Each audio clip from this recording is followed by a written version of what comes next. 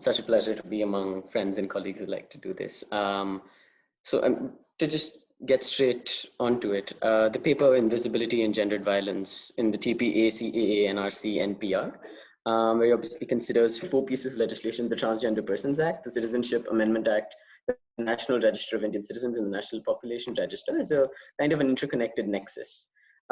Within this nexus, it considers the politics and ingenious citizenships of sorts of visibility and invisibility, specifically of gender minorities, over three separate stages: authentication, exclusion, and detention. And it seeks to provoke creative thought by questioning the double bind of normality and perversity that is formed as a part of it.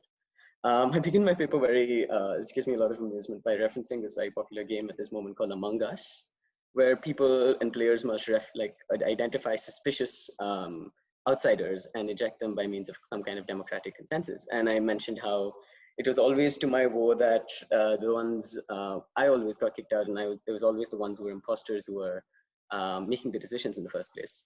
So perhaps in such a context, I mean, like, it was impossible for me to notice the similarities, and it is what of our present scenario in terms of India and the former piece of legislation that I mentioned, that it is in terms of the current ongoing discourses, that it is a discourse of doubt.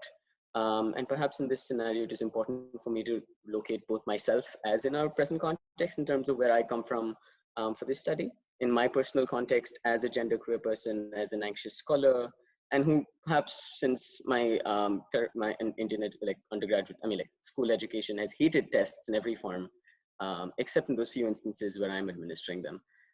It also comes from our position in the country as is, in its social legal context, to which, as in the words of Edmund Burke, features a population of wavering faith in the judiciary and in the legal systems, which features no longer a populace or a judiciary that can sniff the approach of tyranny in every political breeze.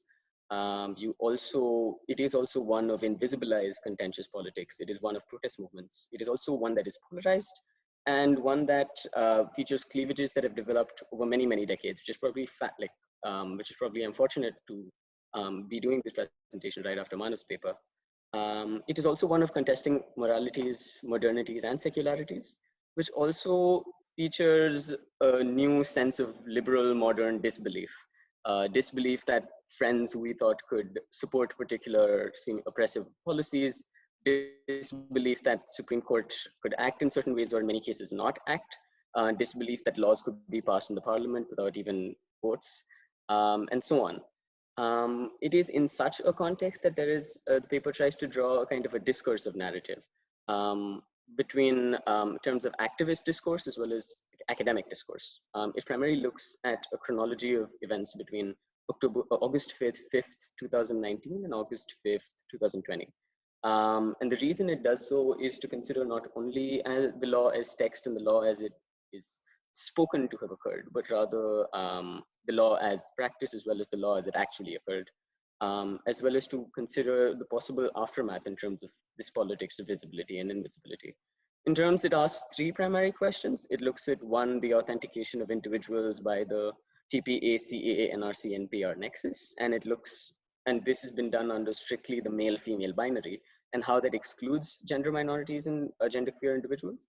It looks, second, at the process of detention as a whole and exclusion, and how that affects structural and infrastructural gendered violence against gender minorities. And it thirdly looks at queer visibility being suppressed under this monolithic binary of normality and perversity.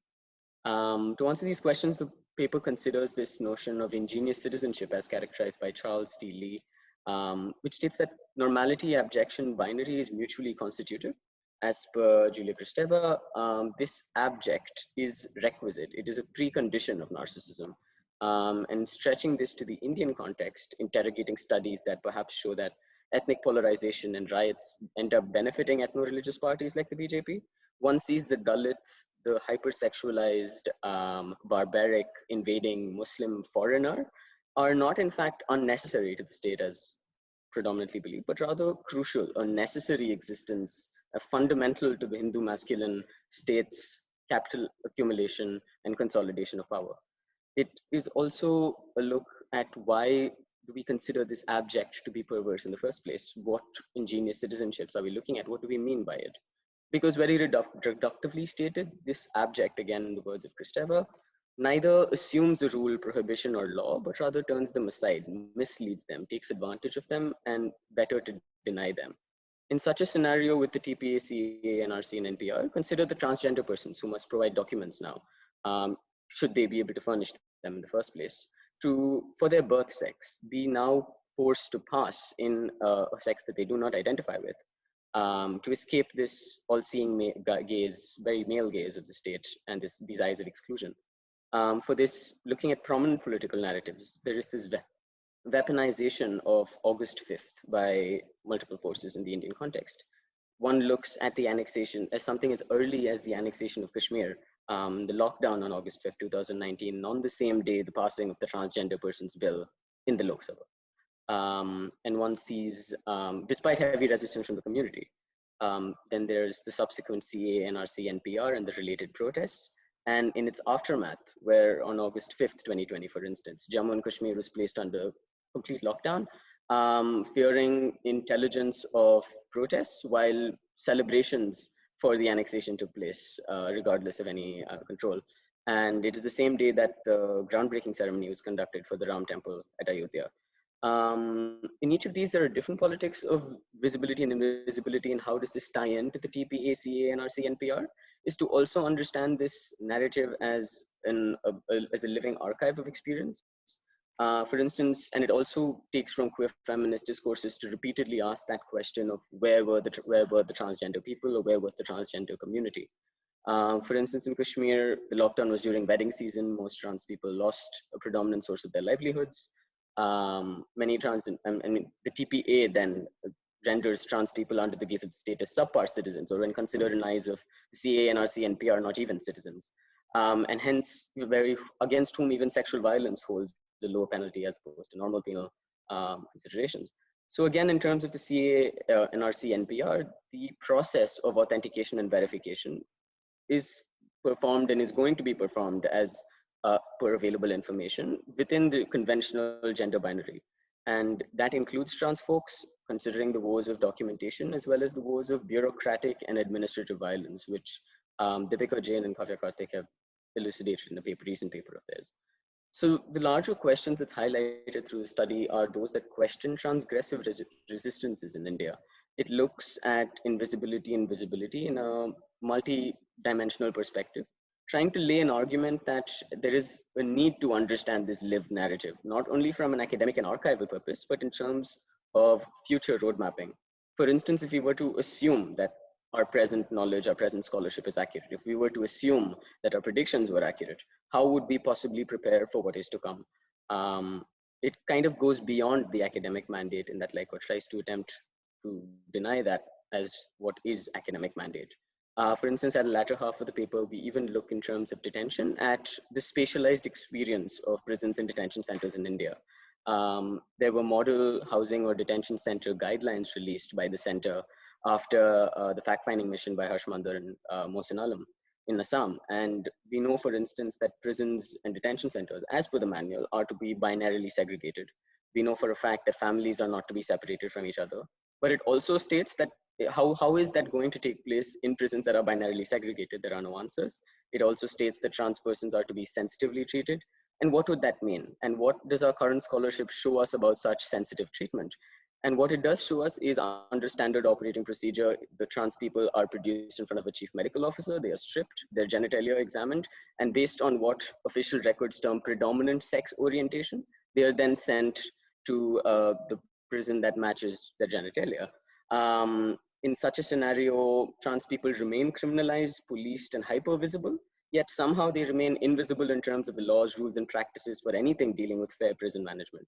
And we also know for a fact that as of 2020, 1 in 3 prisoners in India is Dalit or Adivasi. We know that in 2018 and 2019 alone, there were over 4,000 people who died in judicial custody, and that number is probably vastly underreported. We also know for a fact that Muslims make up 15% of all convicts.